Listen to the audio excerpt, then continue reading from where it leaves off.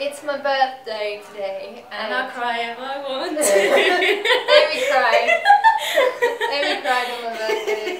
Yeah. So this is Amy, everyone, and we used to be friends when I went to dance college in London 11 years ago. We saw each other after 11 years, and she came and celebrated my birthday here in London. So I thought it would be kind of interesting for Amy to tell you what I used to be like. I think when I met you, you really had an impact on me in the sense that you already ate really healthy, which was quite different to the norm because everyone at college was eating like baked beans from a tin for lunch, and you know, you would sort of ride your bicycle, and you were kind of ahead of your times a bit, you know, you were very, but I really kind of, there was something in that I was really drawn to, because you were very free actually, I think, in the way that you really did your own thing and you weren't so affected by people's opinions.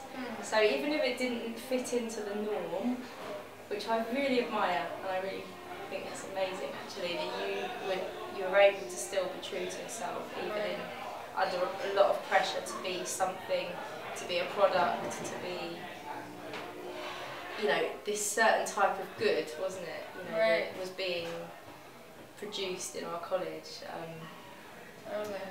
And which is interesting, like it's really cool to hear because I know, like I guess I forget that I like, because it's like grown so much more since I've been in New York, and I've done body talk and Franklin method and found all these other things, and it's like I feel like now only it's coming out. But I guess sometimes I kind of forget that I already... The seed was so there. Right. Like, it was so there. It's like, I'm so not surprised. It's like, you are still you. That's what I mean. You haven't really deviated from your path. Well, it seems that way anyway. Right. And it's like maybe you've done it before because you came ready to do it, and you didn't have to learn how. Right. It was like you came, you were already doing it, you were born into quite an open family, your mother was really creative, or she is really creative and bubbly, and you know, so and your father's really creative and really interesting person, you know, and like... You're going to meet him next week. Yeah, he's really cool. Just watch out for him, because he's like super, super cool. He's got this most incredible... I just always remember like the borders around his house, like the wooden borders, and just the whole concept of the house built with drips of mud. That so does it for me. Oh my goodness, concrete. But even that makes sense, because that was like your kind of like playhouse, and you played in that. Totally. Damn stuff. I like lived in that concrete house. You're gonna know what I'm talking about next week. You're gonna see the concrete house. Yeah. Concrete and chicken wire. I feel quite shy because I'm not used to like talking to a camera. I know. I'm not used to pretending that it's not there. These are people. These are all the lovely, amazing people who have amazing hearts and beings. They're not going to judge me. They're amazing people. Okay. With really big hearts. Okay. Like you. Yeah.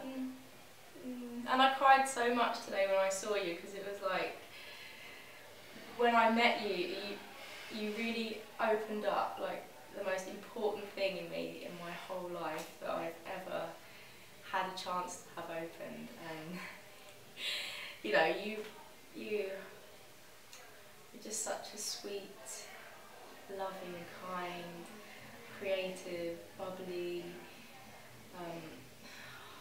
No, I think you're just really close to the source. You're just really kind of, you're on your mission, you're doing it. And I think it speaks to people because it allows people to remember, for a start, and it allows people to, well, it teaches people. It's like, hello, remember? And then you go like, oh yeah, that feels really good. But you don't realise.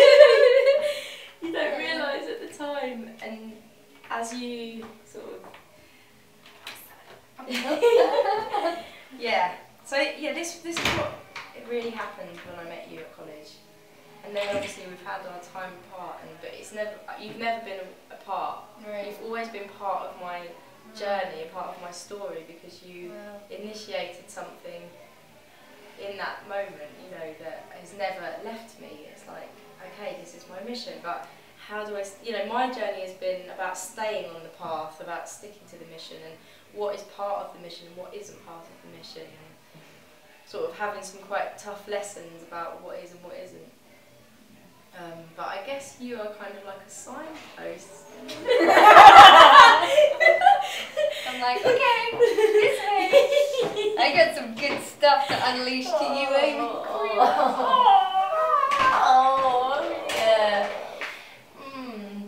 I always think that good, real, not strong relationships, they take time, and they grow, and they go through stages, and you know, and they're in for the long haul, I think. And it's like, you know, here's to the future. Here's to the future. Yeah. Here's to the future. Here's to the future. It is 2012. It's 2012. It's kind of like getting to that time where everything is like, you know, happening. So stay on your mission. Yeah, stay on your mission. Stay on your mission. Stay on your mission, yeah, exactly. Stay plugged in, that's it. Yeah. And I'm going to go to a Franklin method class in the morning, which is like... I'll take you. We'll take you. I'll give you a little... We will, I promise. I'm very excited because I'm a dancer in the closet. Bye!